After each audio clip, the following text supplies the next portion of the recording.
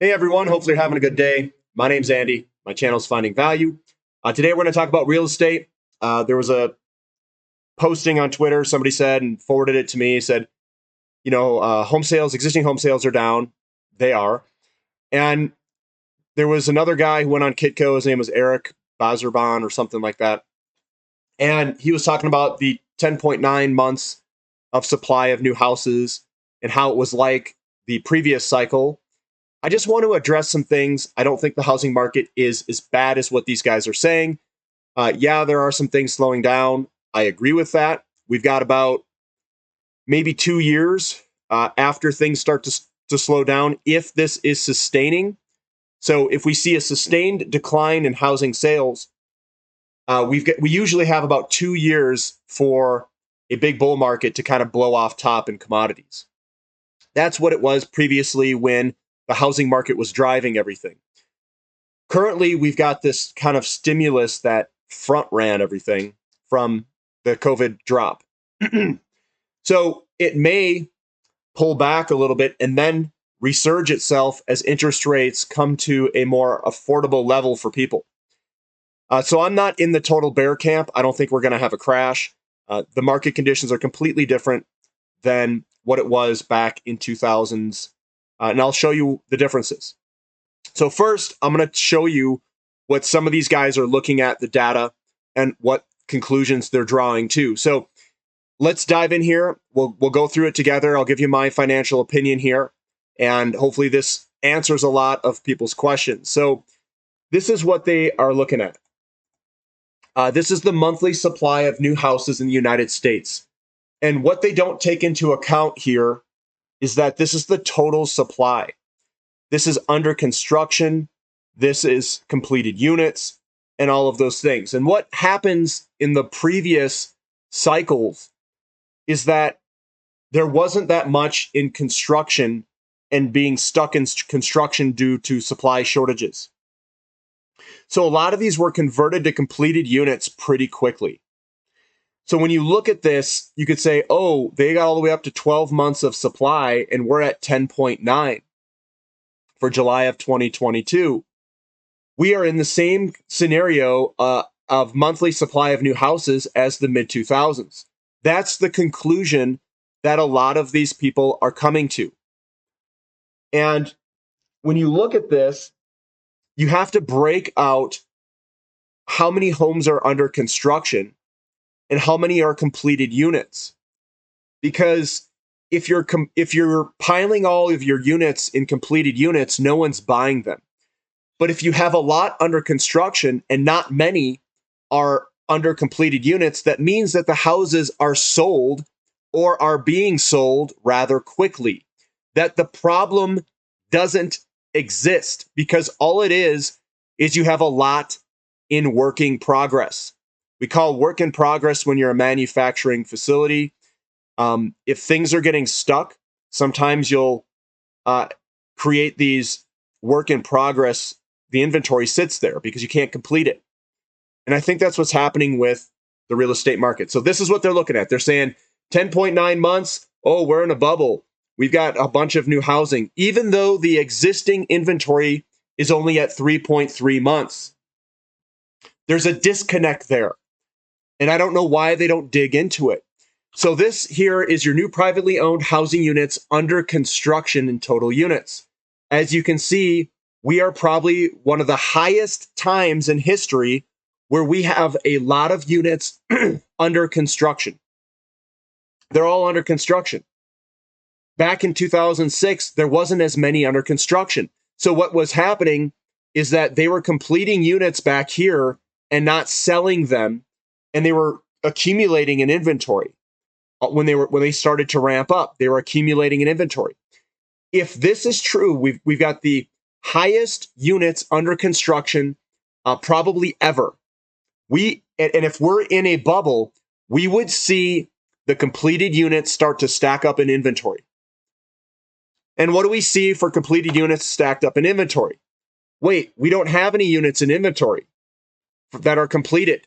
These are new houses for sale by stage of construction completed. Why are we way down here below the entire boom of the 2000s. We have less completed construction than the entire boom of the 2000s. How is that possible? How are these guys saying we're in a bubble if we have no inventory of completed new homes? Wait a minute, what's going on here? What are they missing? Are they not looking at the data completely? I thought we had 10.9 months of units just like the previous bubble. But how come we have no completed units? We have less completed units than the entire beginning of the housing market last boom. Well, how is that possible? Weird. Weird how they missed that. And what about median sales prices of houses sold for the United States? Oh, they're still increasing. Now, I'm not saying that we're going to continue to increase. I think we're going to continue to increase for the rest of the year on a year-over-year basis. I think that we're probably going to increase all the way out till March, April of 2023 on year-over-year increases of housing based off of the base effects. After that, it's going to get a lot tighter. We might not have as much increases on a year-over-year basis. We may even decline a little bit. Depends what the market looks like and what the interest rates and all that stuff are at that time. But we're still increasing on our median sales price on a month-over-month basis still. No crash, guys. And we're looking at new privately owned housing units started. That's total units started. That has declined. That has come off its higher pace here. So that is something that is slowing, and we're watching that. And here's new privately owned housing units completed. Total units completed. The total units completed is really what is driving your lending volume process. It's not your total units started. It's your total units completed. And as you can see, we are continuing to go up in our total units completed. So what's happening is we start more units or we permit more units, but they're not actually getting completed. And our new houses are still at really low levels for inventories. This is a completely different picture than what everyone is painting on all of these channels and all of these, YouTube channels and all of these Twitter posts. There's no bubble, guys. No bubble. Looking at new privately owned housing unit starts in permit issuing places, yeah, it's declined some, but they're still getting permits at an above average pace. We're looking at average sale prices of houses sold for the United States, still increasing. Sure, this is going to slow down at some point. We've been on a pretty big tear here. But I don't think it's just going to completely turn around and dive down. We don't have the inventories. At least not any time yet. Average sales price for new houses sold in the United States. They used this one too. They said, it went down, but last month it fired right back on up. It came right back on up. So what's going on here, guys? What is going on here? I don't see the bubble. I'm missing something. We don't have, yes, we've got a lot of stuff in work in progress, under construction. We don't have a lot of completed units, and they're not stacking if we had them. They're being sold. What's the problem? What's the problem here, guys? And if you want, I can share this with people, share it all around, put it on Twitter, share this clip, show people that there's not really that big of a bubble. A bubble is when you've got a bunch of inventory. That is where a bubble presents itself. Could we turn into a bubble? Yes, we could. We very well could. The demographics support these homes being sold. Now it just comes down to affordability. And if we have a disconnect between the stimulus money that's been released and the interest rate that's tied to that stimulus money becoming unaffordable for home buyers, that impacts the housing market. I will say this, the conditions here, if the dollar turns down and we've got a declining DXY, relative strength indicator is what I call it. If we have declining stock market, declining bond market, where's that money going to rotate into? It's going to rotate into assets that work. They could rotate into real estate, commodities, and precious metals. Precious metals and commodities aren't big markets.